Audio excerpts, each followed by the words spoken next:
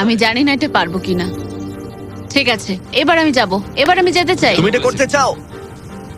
আরে আমি কাঁদছি কেন বলো তো? কেঁদো না, তুমি এটা পারবে, আমি বিশ্বাস করি। তুমি যেটা বলছো তুমি সেটা পারবেই, করে দেখাতে পারবে, তবে পড়েও যেতে পারো।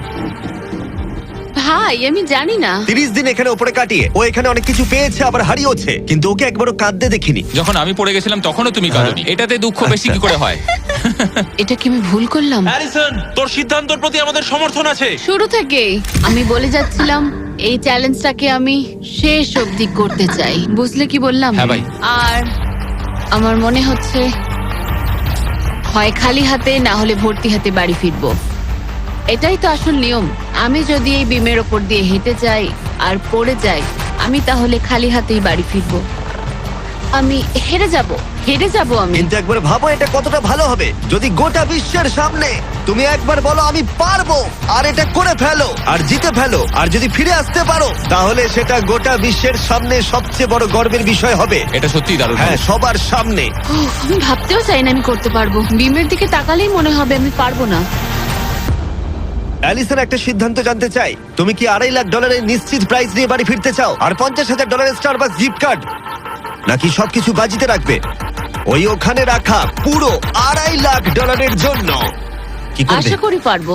নোলান, চেকটা ধরো। এই তো এখানে। যদি তুমি ওকে চেকটা ফেলে দিতে বলো তাহলে ডিলটা তোমার হাত থেকে চলে যাবে, তোমার $2.5 লাখ পড়ে যাবে, আর তুমি বাড়ি ফিরে যাবে ওই $2.5 লাখ নিয়ে, $50,000 স্টারবাকস গিফট কার্ড নিয়ে। তার থেকে একটুও বেশি নয়। তাহলে তোমার উত্তর কি? নোলান তুমি চেকটা ফেলে দাও। তুমি নিশ্চিত? আমি কি? সত্যি বলছি, ফেলে দাও ওটা। ফেলে দিলাম তাহলে। ঠিক আছে, ওই যে $2.5 লাখ চেকটা নিচে পড়ে যাচ্ছে, তার মানে তুমি অফিসিয়ালি জিতে গেছো ওখানে রাখা $2.5 লাখ। কংগ্রাচুলেশন।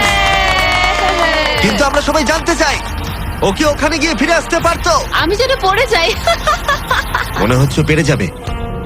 এটা এমনি করা হচ্ছে যদি ও পেরে যায়। আমি ওকে কিচ্ছু দেবো না, শুধুমাত্র ওই অর্থটাই পাবে। ওর কাছে ব্যাপারটা সহজ মনে হচ্ছে। ও মাই গড। ও তুমি পারবে। সতর্ক থাকো। আমার নিজের কথা মনে পড়ছে। এখানেই অ্যাঙ্গাস পড়ে গেছিল। আমি খুব ভালো ভাই। সিদ্ধান্ত নিয়েছি, খুব ভালো সিদ্ধান্ত ও নিয়েছি। খুবই লাকি যে ও আমার অফারটা নিল না। তার কারণ হলো আমি আমার ইগোকে সরিয়ে রেখেছি, না হলে আমি আজ হেরে যেতাম। তারপর আমার আফসোস হতো, আমি বসে বসে কাঁদতাম, আর এটা একদম ঠিক হতো না। তার বদলে আমি হাসছি, আর এখন জিতে বাড়ি ফিরছি। আর এর সাথেই অ্যালিসন জিতে নিল পুরো $2.5 লাখ। খুব ভালো। ও মাই গড। সাবস্ক্রাইব না করে থাকলে এক্ষুনি করে দাও, এই ভিডিওটা দারুণ ছিল।